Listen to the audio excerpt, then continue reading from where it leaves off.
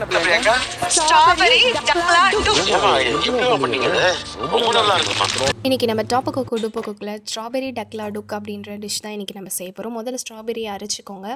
அரைச்சிக்கிட்டு 3 table spoon of sugar போட்டுட்டு இதை நல்லா வந்து கரைச்சிக்கலாம். அதுக்கப்புறம் வந்து கார்ன் வந்து 2 டேபிள் ஸ்பூன் கார்ன் போட்டுட்டு அந்த தண்ணி போட்டு நல்லா கலந்துக்கிட்டு அந்த மிக்சரும் அதில் ஆட் பண்ணிடலாம். இது ஒரு திக் பேஸ்ட் ஆகிற வரைக்கும் இதை வந்து நல்லா இது பண்ணணும். திக் ஆனதுக்கப்புறம் இதை ஆஃப் பண்ணிடலாம்.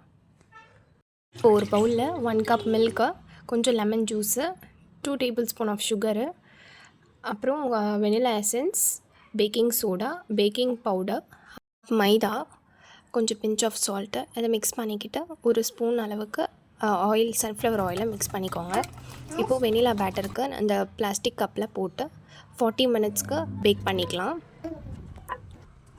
அதுக்கப்புறம் மில்க் மிக்ஸ்சருக்கு ஒரு கப் அளவு மில்க், அப்புறம் 2 டேபிள் ஸ்பூன் வந்து condensed milk, 1 cup fresh cream, strawberry ஜாமை வந்து ஒரு 2 டேபிள் ஸ்பூன் போட்டுட்டு ஆட் பண்ணிக்கோங்க இந்த மில்க் மிக்ஸ்சரில்.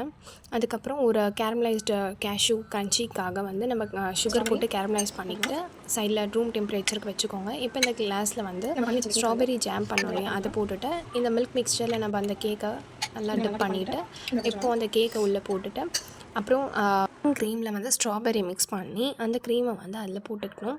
அதுக்கப்புறம் ஸ்ட்ராபெரிஸ் கட் பண்ணி அதுக்கு மேலே போட்டுட்டு மறுபடியும் அந்த ஜாமை வந்து நம்ம டாப்பில் பண்ணிவிட்டு அந்த கேஷ்யூஸை வந்து கட் பண்ணிக்கிட்டு அதையும் வந்து மேலே க்ரன்ச்சினஸ்க்காக ஆட் பண்ணி. வீடியோ உங்களுக்கு பிடிச்சிருந்தா லைக் பண்ணுங்கள், ஷேர் பண்ணுங்கள், சப்ஸ்கிரைப் பண்ணுங்கள்.